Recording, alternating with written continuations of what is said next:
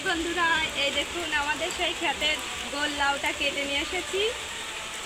কাটা ভিডিওটা করা হয়নি, সেই সময় অনেক বৃষ্টি হচ্ছিল, এই জন্য বাইরে আর যাওয়া হয়নি। এই দেখুন কেটে নিয়ে চলে এসেছি, কত বড় লাউ হয়েছে। এখন এই লাউটা বড় কাঁকড়া দিয়ে রান্না হবে, আমি এখন কেটে নেব।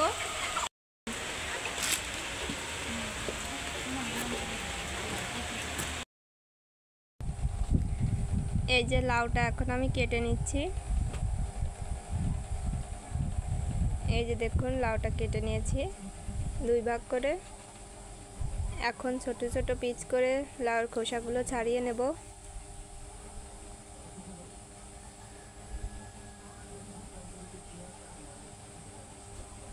এই যে লাউর খোসাগুলো ছাড়িয়ে নিচ্ছি।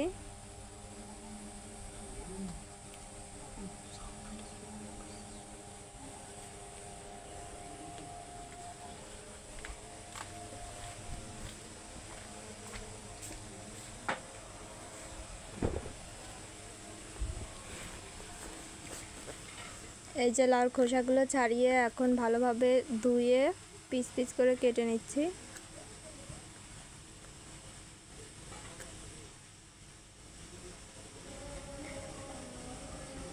এই যে লাউগুলো কেটে নেওয়া হয়ে গেছে, আর সঙ্গে একটা আলুও কেটে নিয়েছি।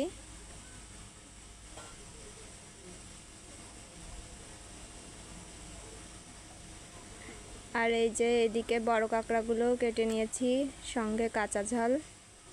দেখুন কাঁকড়াগুলো কত পরিমাণে ঘিলু হয়েছে। এখন রান্নাটা শুরু করে দিচ্ছি। প্রথমে কড়াইতে সাদা তেল দিয়ে দিলাম। তেলের ভিতর কাঁকড়াগুলো দিয়ে হলুদ আর লবণ দিয়ে ভালোভাবে ভেজে নেব।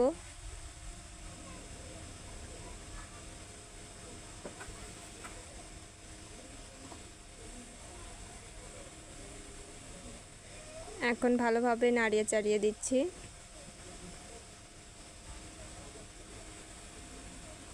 কাঁকড়াগুলো এখানে হালকা করে ভেজে নিলেও হয়ে যাবে, খুব কড়া করে ভাজার দরকার নেই। এখন কাঁকড়াগুলো ভেজে নেওয়া হয়ে গেল, এর ভিতর কাঁচা ঝালগুলো দিয়ে দিলাম, দিয়ে ভালোভাবে নাড়িয়ে নিচ্ছি। এখন এর ভিতর কেটে রাখা লাউ আর আলুগুলোও দিয়ে দেব, দিয়ে কাঁকড়ার সঙ্গে ভালোভাবে কষাই করে নিতে হবে।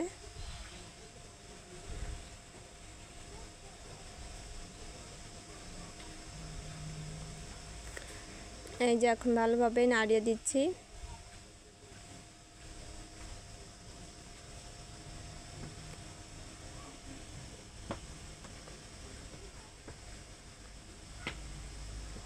কাঁকড়ার সঙ্গে লাউগুলো ভালোভাবে কিন্তু কষাই করে নিতে হবে, তাহলে খেতে ভালো লাগবে।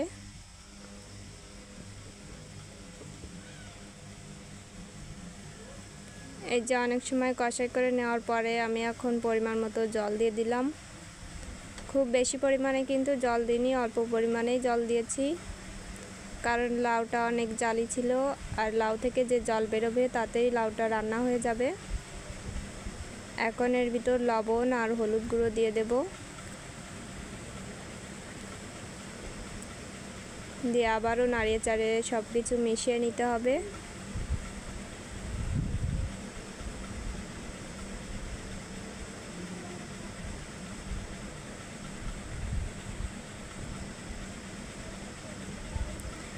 এখন সব কিছু নাড়িয়ে চাড়িয়ে ঢেকে দিলাম, ঢেকে রান্না করে নিতে হবে কিছু সময়। এই যে ঢাকনাটা তুলেও আবার নাড়িয়ে চাড়িয়ে দিচ্ছি।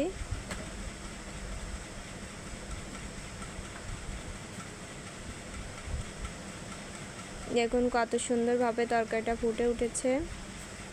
এখন তরকারিটা নামিয়ে নিচ্ছি তেল দেওয়ার জন্য। এই যে আবারও আমি কড়াইতে তেল দিয়ে দিয়েছি।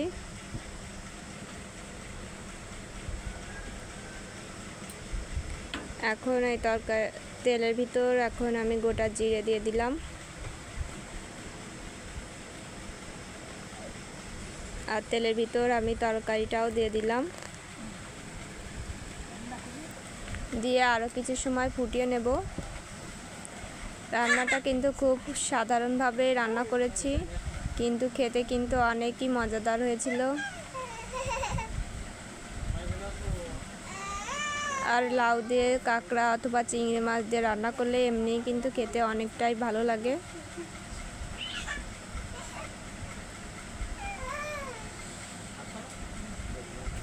এই যে এখন ভালোভাবে নাড়িয়ে চাড়িয়ে দিতে হবে।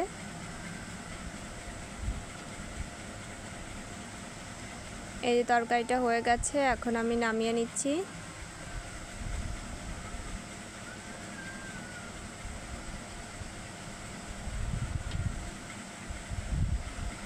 রান্নাটা কেমন লাগলো অবশ্যই কমেন্ট করে জানাবেন, আর ভালো লাগলে একটা লাইক করে চ্যানেলটা সাবস্ক্রাইব করে দিবেন।